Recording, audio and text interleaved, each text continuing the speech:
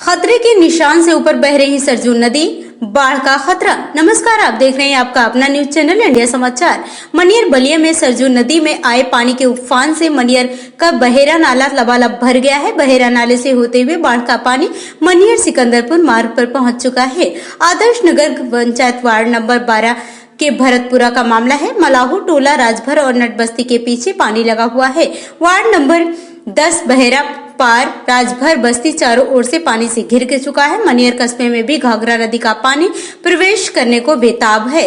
लोगों को मवेशियों को खिलाने पिलाने के लिए परेशानी का सामना करना पड़ रहा है। खरीद दरौली घाट में पानी काफी बढ़ गया है। बाढ़ से फसलों को काफी नुकसान होने की संभावना है। ये थी हमारे संवाददाता इंडिया समाचार के लिए आनंद मोहन मिश्रा, ब्यूरो चीफ बलिया की खास रिपोर्ट। नाम है आपका? छोटे लाल यादव। आप पूरी तरह से बाढ़ के पानी से घिर चुके हैं।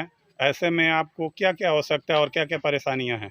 हम लोग का छोटे नाव रहेगा तो वहाँ चलेगा, बड़ी नाव तो चल नहीं पाएगा, इसलिए कि यहाँ पर जो गाछ बीच है, गाछ बीच के चलते हम लोग छोटे ही नाव का जरूरत है। 2-3 नाव रहेगा तो अपन लोग सब लोग चल जाएगा, पार हो जाएगा आराम से। जबकि बलिया जिलाधिकारी का यह सख्त आदेश है कि छोटी नाव बाढ़ प्रभावित क्षेत्रों में नहीं दिया जाए। ऐसे में आप क्या कहना चाहते हैं जिलाधिकारी से? नहीं तो चल भाई नहीं करेगा बड़का नाव, तो छोटे नाव हम ले ऐसी करेंगे कि छोटे नाव रहेगा तो ठीक रहेगा। तो जातिवादी नहीं है। इस तरह की भाषा बोलने वाले कहीं न कहीं विकास तो कुछ किए नहीं। जो समाजवादी पार्टी की सरकार में बाढ़ से बेघर हुए लोगों को, चाहे वो चांदियर हो, गंगापुर हो, पियरौटा हो, भैंसहा हो, लालगंज में हो, हम लोगों ने पट्टा करा करके वो बेघर लोगों को बसाने का काम किया था। उसको भी वो चिल्ला करके कह रहे हैं कि वो मैंने पट्टा कराया। अरे पट्टा कराया तो सरकार की फाइलें अंधी नहीं न है। तुम प्रूफ के साथ आओ, प्रूफ के साथ आओ कि तुमने कितना काम कराया नहीं कराया। हमने 100 बेड का अस्पताल सोनबरसा में पास कराया। जितना हम लोग पैसा दिए उतने पैसे का काम हुआ है। आज तक वो काम ठप पड़ा है। गंगा नदी में हम लोग पक्का पुल पास करवाए सीपुर घाट पर, वो भी काम आज भी अधूरे हैं। मंडी हमने बनवाया, राजकीय बालिका कॉलेज मैं बनवाया, सभी स्टेशन मैं बनवाया, पॉलीटेक्निक कॉलेज मैं स्वीकृत कराया, अग्निशमन केंद्र मैं बनवाया। वो कहते हैं कि मैं बनवाया हूँ। अरे कुछ तो अपने तरफ से भी करके दिखा दीजिए ना। और रहा सवाल बाढ़ पीड़ितों की मदद का, तो मदद नहीं करेंगे, उनको मदद नहीं करना है। बस अधिकारी लाते हैं, 5000 कागज़ में दिखा दिए, 500 लोगों को भोजन भी नहीं करा रहे हैं लोग। जनता परेशान है उस बंदे पर, और विकास और मदद का रोना रोते हैं। जी, मेरा नाम मोहित कुमार गुप्ता है। मैं सहायक अभियंता बाढ़खंड बलिया। यहाँ पे बलिया में अब जो आपका क्षेत्र है इसमें क्या स्थिति है, क्या कैसे यहाँ पे बाढ़ की स्थिति है? बाढ़ की स्थिति अभी पिछले 4-5 दिनों से बहुत ज़्यादा थी, चूँकि धौलपुर से जो पानी छोड़ा गया था 17 लाख क्यूसेक के करीब, उसकी वजह से यहाँ गंगा का जलस्तर लगातार बढ़ रहा था, काफ़ी तेज़ी से बढ़ रहा था, लेकिन और खतरे के निशान से ऊपर चल रही थी। और अभी जलस्तर गंगा का लगभग 59.85 है, जो खतरे के निशान से 2 मीटर से ज़्यादा ऊपर है। और यहाँ पर लगातार वृद्धि हुई। अभी उसके देखते हुए हम लोगों ने यहाँ पर युद्ध स्तर पर काम किया और जगह जगह हम लोगों ने पर्याप्त मात्रा में अपना सामग्री को स्टॉक कर लिया है। और जितने भी क्रिटिकल पॉइंट्स थे उसको उसी समय 4 तारीख से ही, 5 तारीख से ही लगभग उसको क्रिटिकल पॉइंट्स को कवर करना शुरू कर दिया था, ताकि कोई भी विपरीत स्थिति उत्पन्न न हो। और अभी सभी पूरी तरीके से बंदा सुरक्षित है और किसी भी तरह की पैनिक की कोई सिचुएशन नहीं है, और हम हर स्थिति के लिए तैयार हैं। तो सर कितने गांव आपके क्षेत्र में प्रभावित हैं और कितने गांव में पानी घुस गया है? पानी बेसिकली दुबे छपरा की जगह पे घुसा था, एक जगह गोपालपुर के पास, तो वहाँ पे कोई बंधा नहीं होने की वजह से पानी स्पिल करके अंदर चला गया। और लेकिन तटबंध के जो भी पानी घुसा है तटबंध के दूसरी तरफ रिवर साइड में ही है, और बंधे के दूसरी तरफ कंट्री साइड में अभी पानी नहीं घुसा है कहीं पे भी। जो भी हल्का फुल्का वाटर लॉगिंग होगी आसपास ही हुई होगी। तो कहीं ना कहीं एनएच पे भी दबाव है क्या? बाढ़ एनएच पे कहीं नहीं दबाव है, पूरी तरीके से एनएच सुरक्षित है और हम पूरी तरह से तैयार हैं। अपना परिचय दीजिए। जयप्रकाश अंचल, पूर्व विधायक, बैरिया बलिया। जी विधायक जी, जिस तरह से बैरिया में जिस तरह से बाढ़ का जारी है, लोग परेशान हैं, तो सपा उसको किस तरह से मदद कर रही है, कैसे कैसे? देखिए, समाजवादी पार्टी का एक एक नेता और कार्यकर्ता अपने महबूब नेता माननीय अखिलेश जी के निर्देशन पर वो बाढ़ प्रभावित क्षेत्रों में जा कर के तिरपाल से लेकर के पका पकाया भोजन और राशन इत्यादि सामग्री वितरण करने का काम कर रही है।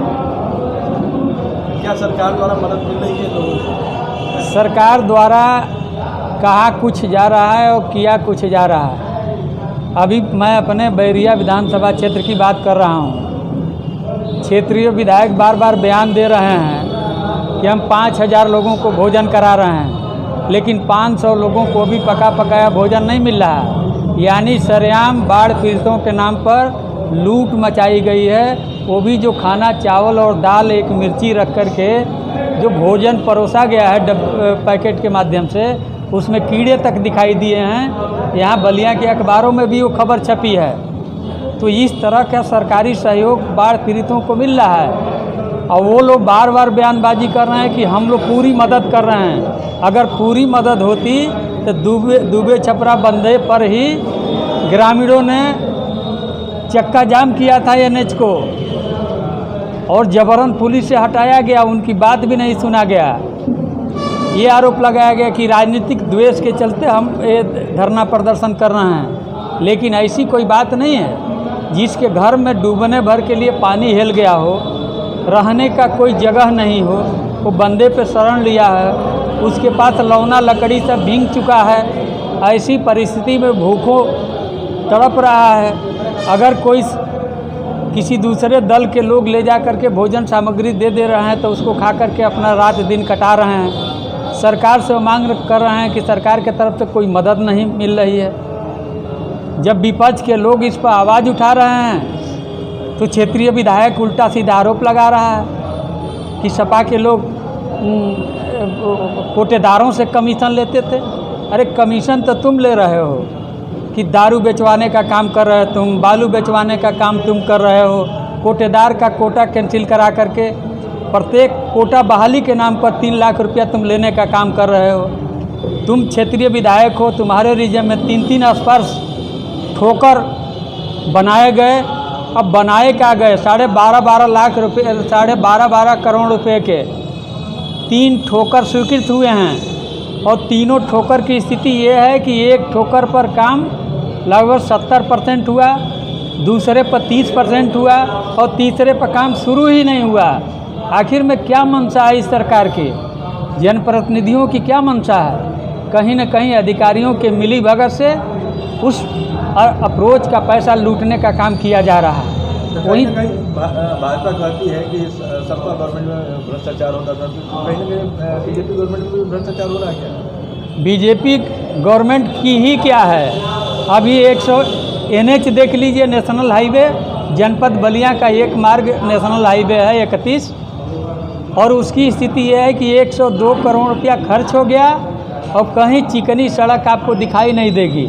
यानी इस तरह की सड़क बनाई गई है 102 करोड़ रुपये में। बैरिया के आगे कभी जाने का अवसर मिलेगा तो आप खुद देख लीजिएगा, जैसे गन्ना आलू बोने के लिए ढूह बनाया जाता है उस तरह से इतनी ऊंची ऊंची दीवार बनी हुई है। यानी जो पिचिंग हुआ था वो पिच इकट्ठा होकर के एक लाइन बन गया है, जो गड्ढा है उसमें गाड़ियां चल रही हैं। इस तरह की पिच हुआ है। 102 करोड़ रुपया कहाँ खर्च हुआ, किस रूप में खर्च हुआ, उसका क्या निहितार्थ है? जब आज भी जनता तड़पी रही है, परेशान है।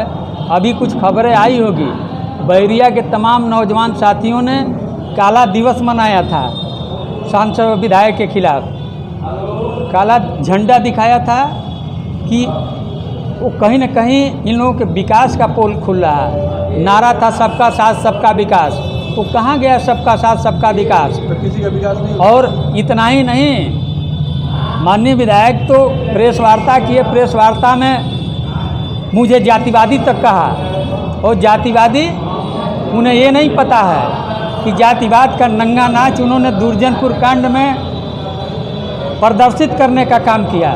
दुर्जनपुर की जो घटना हुई, एक गरीब परिवार जिसकी हत्या हो गई, पाल बिरादरी का था, उसके मदद में हम लोग खड़े हो गए, तो हम लोगों के ऊपर जातिवादी आरोप लगा। और वो कहे कि मैं